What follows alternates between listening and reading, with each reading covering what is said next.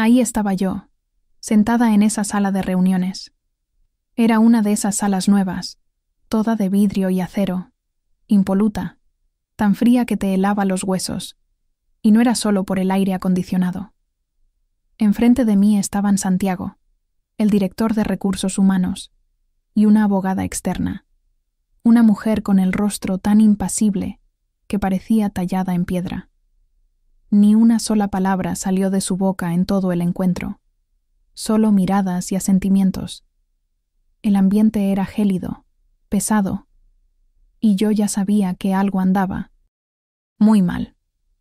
Santiago, con una sonrisa que no le llegaba a los ojos, de esas que no te dan confianza sino que te alertan, deslizó un documento por la mesa. Era un papel grueso, con el logo de la empresa bien grande arriba. «Sofía», dijo, y su voz era demasiado suave, demasiado profesional. «Hemos tomado una decisión difícil. Queremos ofrecerte una renuncia amistosa antes de la nueva ronda de financiación». La forma en que dijo «amistosa» me sonó a amenaza velada, a algo que no tenía nada de amigo. Luego empezó con el discurso. Dijo que era lo mejor para todos, que la empresa necesitaba reestructurar el equipo y que mi posición ya no encajaba con la nueva visión. Puras palabras huecas, los clichés corporativos de siempre, esos que usan para disfrazar un despido sin causa, para que suene más bonito y menos doloroso. Me ofrecían el mínimo legal, apenas una semana de salario, a cambio de mi silencio y de que firmara ese papel en el momento. Por dentro sentí un golpe, una punzada de incredulidad y una ira hirviente que me subía desde el estómago. ¿Cómo? ¿Por qué? Había dedicado los últimos 5 años de mi vida a esa startup. Noches enteras trabajando, fines de semana sacrificados, mi vida personal casi inexistente por estar siempre ahí. Había construido departamentos desde cero. Había visto crecer esta empresa desde que éramos 4 gatos en una oficina pequeña. Y ahora que estábamos a punto de recibir una inyección de capital que yo misma había ayudado a asegurar con mi trabajo, con los proyectos que había sacado adelante, no me lo podía creer. Santiago, viendo mi silencio, insistió. «Lo ideal sería tener esto resuelto hoy, Sofía. Cuanto antes pases la página, mejor». La abogada a su lado asintió, un gesto pequeño pero cargado de presión, como si me dijeran que no había salida. La prisa me pareció extraña. ¿Por qué tanta urgencia? Fue en ese momento, en medio del shock, que algo hizo clic. La prisa inusual, la mención de la nueva ronda de 1990 financiación. Yo sabía cómo funcionaban estas cosas. Las nuevas inversiones a menudo traen auditorías, gente que revisa todo con lupa, que mira de cerca la estructura interna. ¿Estaban tratando de limpiar algo antes de que esos nuevos ojos vieran demasiado? ¿O era algo más personal, algo que se cocinaba a mis espaldas? Intenté ganar tiempo. Necesito revisar el documento con un abogado, Santiago, y me gustaría entender los términos de esta renuncia de forma más detallada, especialmente considerando mi antigüedad y mis responsabilidades aquí. Su rostro se endureció. Esa sonrisa falsa desapareció por completo. «Sofía», dijo, y su tono era frío, cortante. «Las condiciones son las que están aquí. No hay nada que negociar. Esta es nuestra oferta final». Me lo dijo con una condescendencia que me hizo sentir pequeña, como si yo fuera prescindible, sin valor, sin poder. Me levanté de la silla. Sentí el peso de la traición, una losa enorme. Miré el documento otra vez, luego a los ojos, fríos de Santiago, que ahora me observaban sin emoción alguna. En ese instante, me di cuenta de que no era solo un despido. Era un intento descarado de despojarme de mis derechos, de mi dignidad, de todo lo que había aportado. Justo cuando la empresa estaba a punto de explotar gracias, en gran parte, a mi propio trabajo.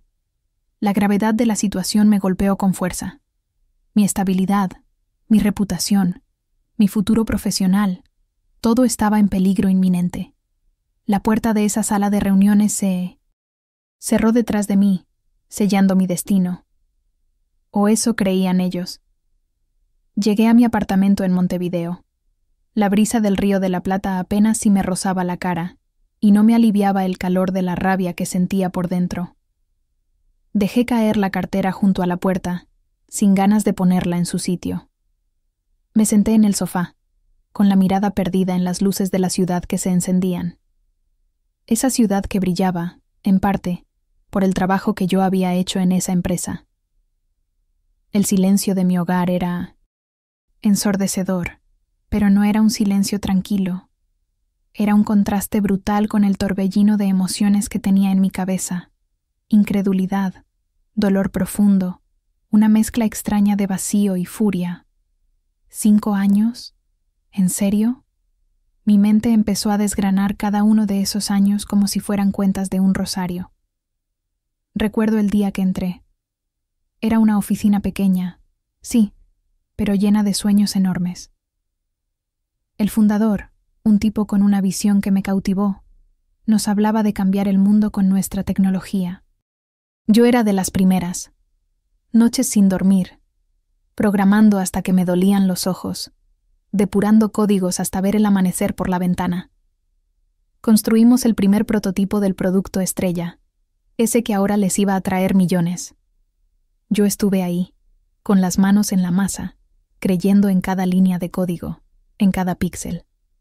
Luego vino el crecimiento. Fui crucial en la formación del departamento de proyectos.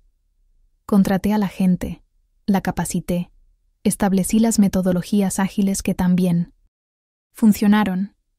Cada proyecto exitoso que lideré, cada entrega a tiempo, cada cliente satisfecho, fue una base sobre la que la empresa se expandía. Mis reportes, mis análisis, mis estrategias, todo eso fue la gasolina que hizo que la rueda girara. Mi equipo y yo éramos el motor silencioso que hacía que las cosas pasaran. Y los sacrificios. Madre mía, los sacrificios. ¿Cuántas cenas familiares me perdí? ¿Cuántas veces dije no puedo a una salida con amigos porque tenía que terminar algo urgente? ¿Para la empresa? Las vacaciones pospuestas, las relaciones personales que se enfriaron porque mi dedicación era exclusiva, total.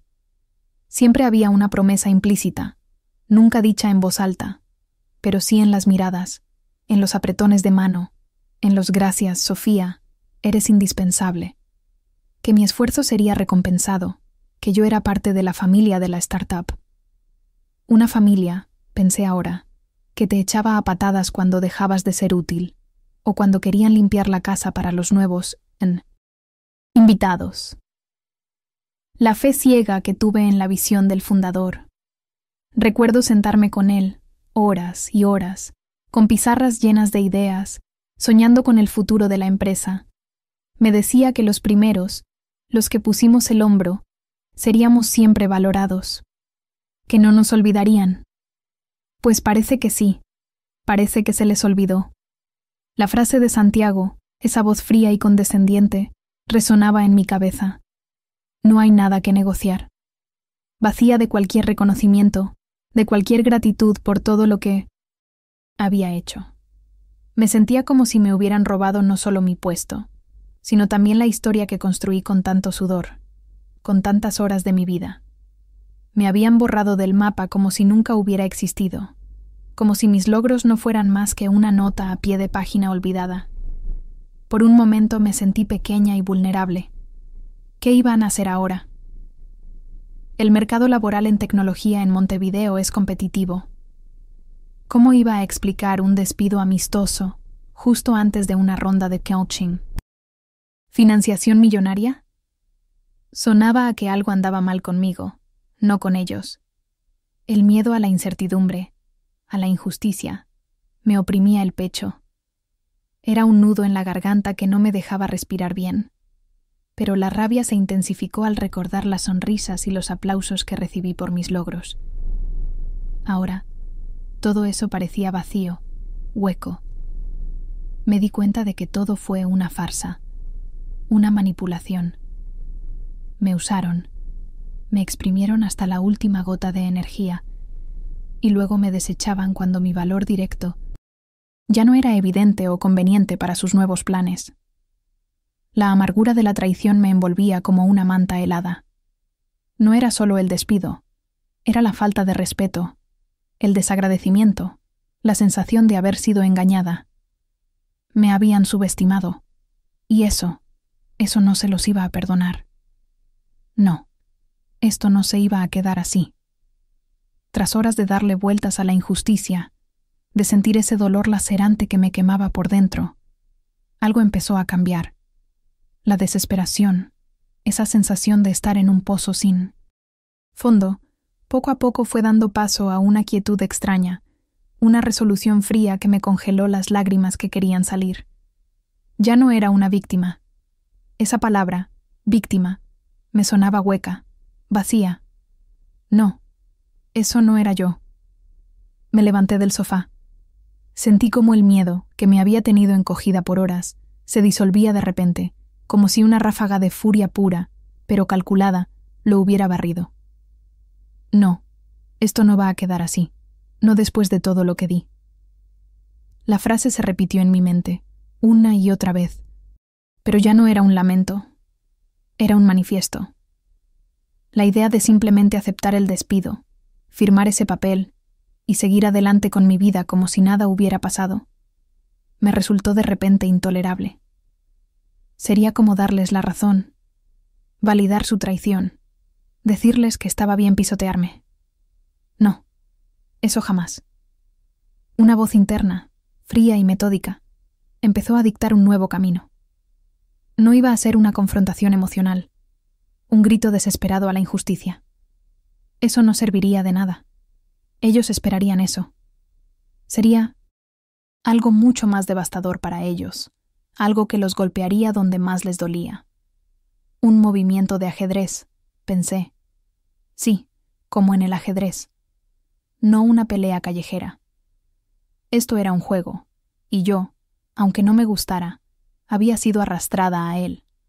Mi mente, que durante años había estado entrenada en la gestión de proyectos, en la resolución de problemas complejos, en encontrar soluciones donde otros solo veían obstáculos, empezó a buscar. Pero no buscaba soluciones para mi despido. No. Buscaba soluciones para mi reivindicación. Mi mirada se detuvo en una pila de documentos viejos que tenía sobre el escritorio, casi olvidados. Entre ellos, el grueso sobre de mi contrato original. Una idea, inicialmente tenue, casi un susurro, se abrió paso en mi cabeza. Mi contrato. Recordé haber firmado ese contrato hacía años, cuando la empresa era apenas una oficina pequeña, cuando éramos una familia, como nos gustaba decir. Las cláusulas eran diferentes entonces, más familiares, pensadas para proteger a 1900, los primeros en creer, a los que apostamos todo por un sueño. ¿Habría algo ahí? ¿Alguna pequeña, casi olvidada, pieza de legislación interna que pudiera usar? Era una posibilidad remota, pero era una posibilidad. Mi postura cambió. La cabeza, que había estado gacha por la tristeza y la frustración, se alzó.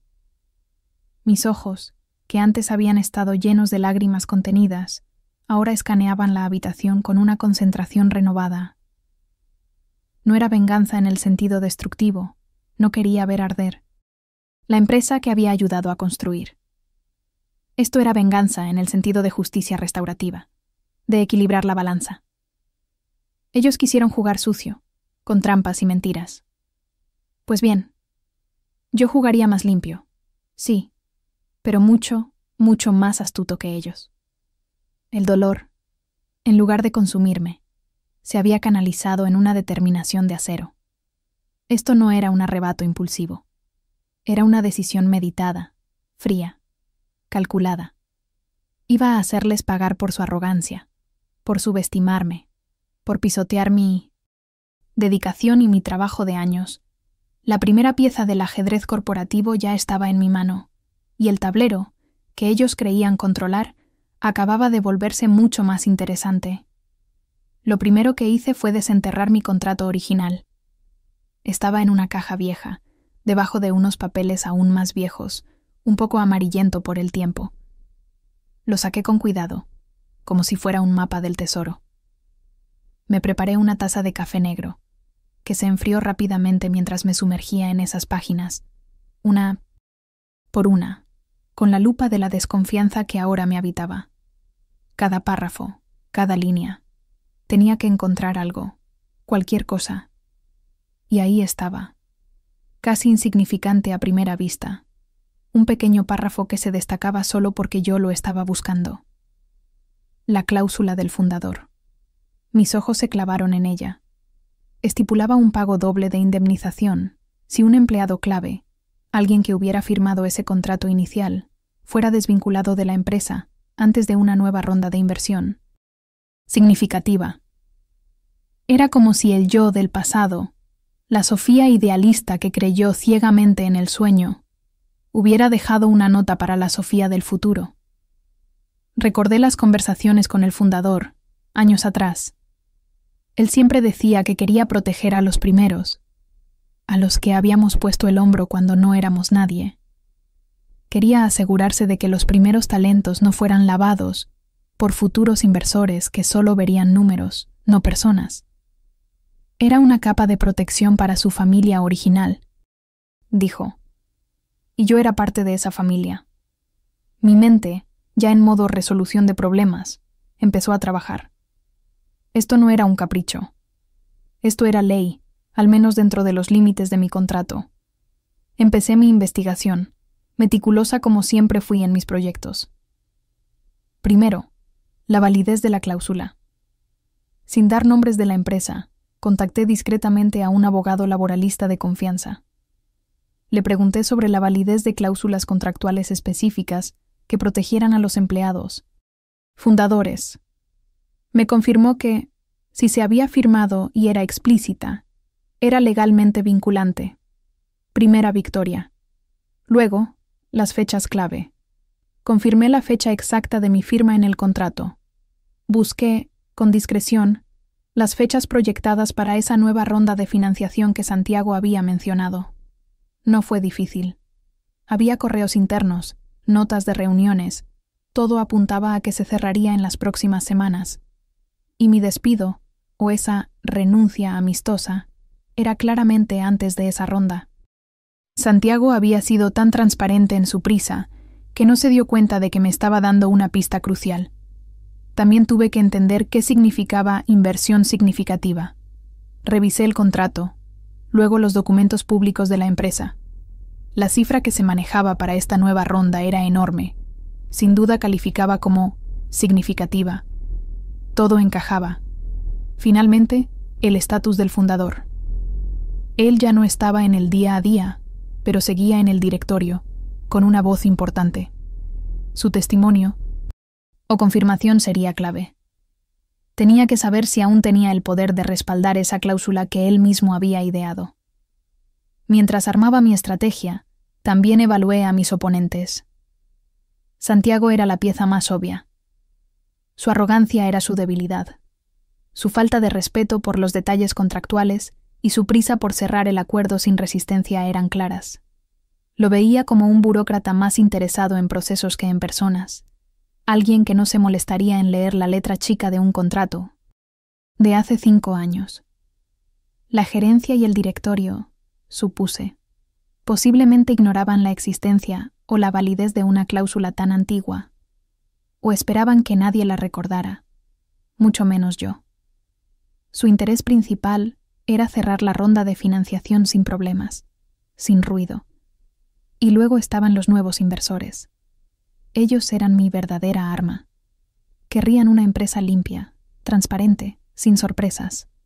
Un conflicto laboral visible y potencialmente costoso podría ahuyentarlos, o al menos hacer que renegociaran a la baja. Nadie quiere comprar problemas. Mi plan empezó a tomar forma. Necesitaba evidencia irrefutable. Escaneé mi contrato original, la cláusula del fundador bien visible, resaltada. Hice múltiples copias, digitales y físicas. No dejaría nada al azar. Luego, la comunicación. Prepararía una carta formal. No sería una carta emocional, nada de lamentos o quejas. Sería legal y fáctica, detallando mi objeción al despido, citando la cláusula y exigiendo su cumplimiento. Pondría los hechos sobre la mesa, sin rodeos. Finalmente, los canales de envío. Decidiría a quién enviar la carta. Santiago, claro. La dirección general también. El consejo de administración. Y, crucialmente, a los representantes de los nuevos inversores, una vez que se confirmara su interés final. Esa sería mi jugada maestra. Miré el contrato otra vez, luego mi reflejo en la pantalla apagada de mi laptop. Me habían subestimado. Creyeron que era una más, fácil de manejar, de desechar. Pero yo había encontrado su punto ciego, la pieza olvidada en su propio juego de ajedrez. Y ahora estaba lista para moverla. La partida apenas comenzaba. El primer movimiento fue la carta formal. No perdí ni un minuto. Me senté frente a la computadora y redacté el documento más frío y directo que pude.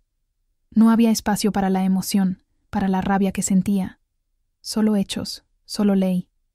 La carta citaba directamente la cláusula del fundador, con su número de artículo y párrafo exacto, y refutaba de plano esa renuncia amistosa que me habían ofrecido. Era una negación categórica de su propuesta, basada en mi contrato. Envié copias certificadas por correo electrónico, con acuse de recibo, tanto a Santiago como al director general. También mandé una copia física por mensajería, para asegurarme de que no pudieran decir que no la habían recibido. Quería que no hubiera escapatoria. Quería que supieran que yo hablaba en serio, que no era una amenaza vacía. La reacción de Santiago no se hizo esperar, y fue exactamente como la había imaginado, desdén y arrogancia. Me envió un correo electrónico breve, casi condescendiente.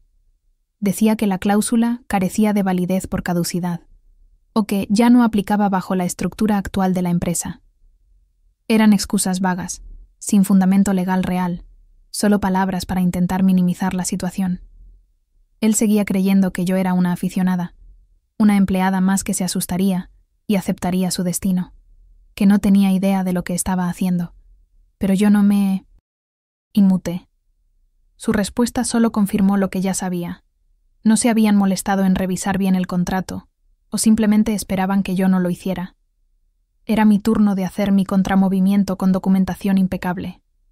Inmediatamente, redacté otra carta. Esta vez, era una respuesta a su correo electrónico, pero con un peso mucho mayor.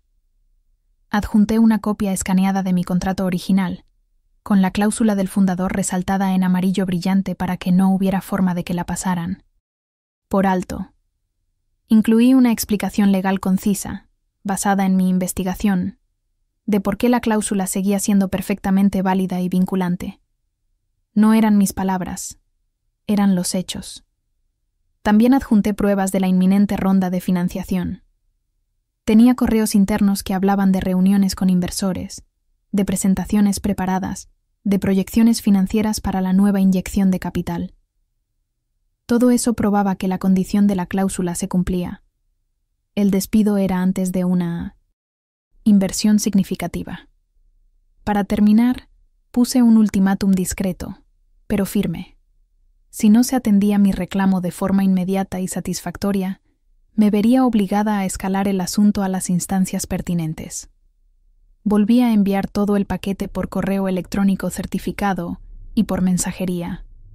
Al no recibir una respuesta satisfactoria, y viendo que Santiago seguía en su postura de desestimación, supe que era el momento de la fase más audaz. Era hora de la escalada. Envié el paquete completo de mi documentación, el contrato, mis cartas, las pruebas de la ronda de financiación, a las direcciones de correo electrónico corporativas de cada miembro del Consejo de Administración. Pero lo más importante, y lo que sabía que realmente haría estallar todo, fue enviarlo a los contactos de los nuevos inversores. Me había tomado mi tiempo para investigar quiénes eran, cómo contactarlos. Mi mensaje para ellos fue muy claro y profesional. como parte interesada en la salud y la gobernanza de la empresa. Creo que deben estar al tanto de este asunto contractual sensible antes de finalizar la ronda de inversión. No era una amenaza, era una advertencia. Era mostrarles que había un problema latente que ellos, como futuros socios, debían conocer. Después de eso, vino un periodo de silencio tenso. Yo seguía yendo a la oficina, cumpliendo con mis tareas. Me aseguraba de ser visible, de que me vieran ahí, pero evitaba cualquier interacción innecesaria con Santiago o con la alta gerencia. La tensión en el ambiente de la oficina era palpable, al menos para mí. Aunque nadie hablaba directamente del tema, se sentía en el aire, como una tormenta que se acerca. Los primeros signos de pánico no tardaron en aparecer. Empecé a escuchar rumores, pequeños murmullos en los pasillos que se silenciaban cuando yo pasaba. La gente me miraba de soslayo, como si yo fuera una bomba a punto de estallar. Veía a Santiago entrar y salir de la oficina del director general, con el rostro cada vez más tenso, más preocupado. Las reuniones a puerta cerrada se hicieron más frecuentes. La trampa estaba activada. La empresa, en su intento de ahorrarse una cantidad de dinero que para ellos era mínima, ahora se enfrentaba a una potencial crisis de imagen ilegal. Y todo esto, justo cuando necesitaban proyectar la mayor estabilidad y transparencia posible a los nuevos socios. Habían intentado jugar al gato y al ratón, pero el ratón había resultado ser un tiburón. La partida, de repente, se había puesto mucho más interesante. El silencio que siguió a mi último correo, ese silencio pretormenta, no duró mucho. Yo lo sentí, lo percibí en el aire, esa atmósfera cargada que precede a una buena descarga eléctrica. Y la descarga llegó, pero no para mí. Mi correo al consejo, y especialmente a esos nuevos inversores, cayó como una auténtica bomba. Lo supe por las caras, por los rumores que empezaron a correr como reguero de pólvora. Las llamadas entre los miembros del consejo se volvieron frenéticas. Las puertas de las oficinas principales, antes siempre abiertas para mostrar una falsa transparencia, ahora estaban cerradas a cal y canto, y se escuchaban voces alteradas desde dentro. Los inversores, que ya estaban en una etapa avanzada de su due diligence, esa revisión exhaustiva antes de poner la plata, exigieron explicaciones inmediatas. Un conflicto laboral no resuelto, una cláusula contractual potencialmente costosa que nadie les había mencionado, eran banderas rojas, gigantes, de esas que hacen que cualquier buen negocio se detenga en seco. Nadie quiere comprar una empresa con problemas legales ocultos. Eso era lo último que necesitaban en ese momento crucial. La crisis se hizo aún más grande cuando el fundador de la startup, ese hombre al que yo tanto admiraba y que había sido mi mentor al principio, fue contactado.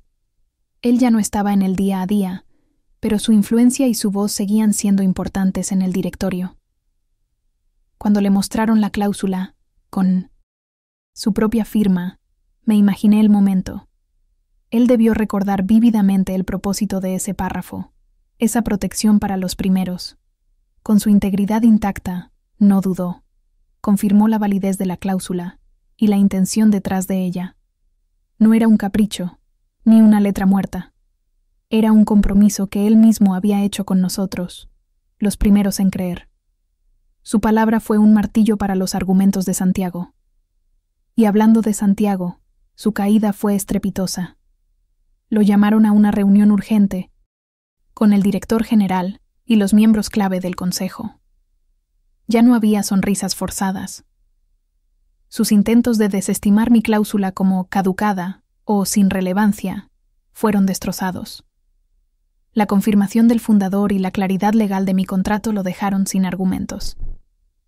Su gestión, su departamento de recursos humanos, se reveló como negligente, completamente inepta. Había arriesgado una inversión crucial, millones de dólares, por intentar evitar un pago legítimo. Una miseria en comparación. La humillación de Santiago fue palpable, incluso para mí que no estuve en esa reunión. Su credibilidad y la de su departamento se desmoronaron.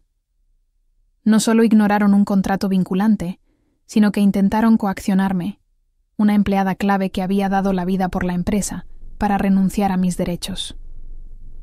Los inversores fueron claros. Exigían que la situación se limpiara de inmediato y de forma satisfactoria antes de que ellos pusieran un solo dólar más. La decisión fue unánime y rápida.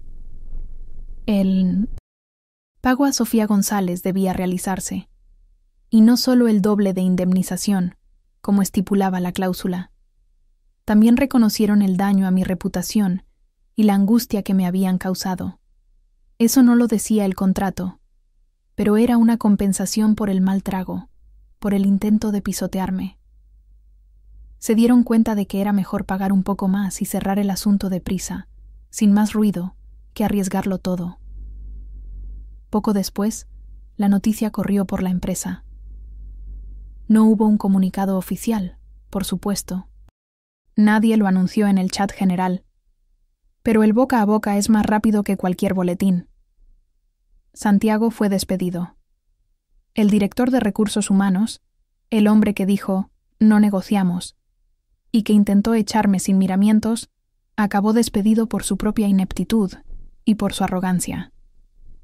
La ironía era tan dulce que casi podía saborearla. La oficina de RRHH, que ya era fría de por sí, se sentía ahora más gélida que nunca, con un asiento vacío que hablaba por sí solo.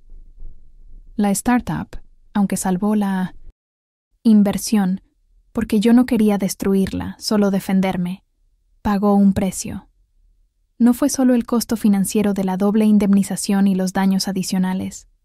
Fue también la pérdida de confianza de muchos empleados que vieron cómo la tan cacareada familia corporativa era, en realidad, un frío cálculo. Vieron que los detalles importaban, que los contratos se debían respetar y que subestimar a alguien podía salir muy caro. La lección estaba aprendida, grabada a fuego, y yo, Sofía González, fui la profesora. La vindicación no llegó con fuegos artificiales ni con una gran disculpa pública. Llegó en forma de una notificación bancaria. Abrí mi correo electrónico y ahí estaba, el resumen de la transferencia. Era una cantidad que superaba con creces lo que habían querido darme al principio. Más del doble de lo que me correspondía originalmente por ley, más esa compensación adicional por los daños y perjuicios, por el mal trago. El correo de confirmación de recursos humanos era lacónico, directo, desprovisto de cualquier falsa amabilidad.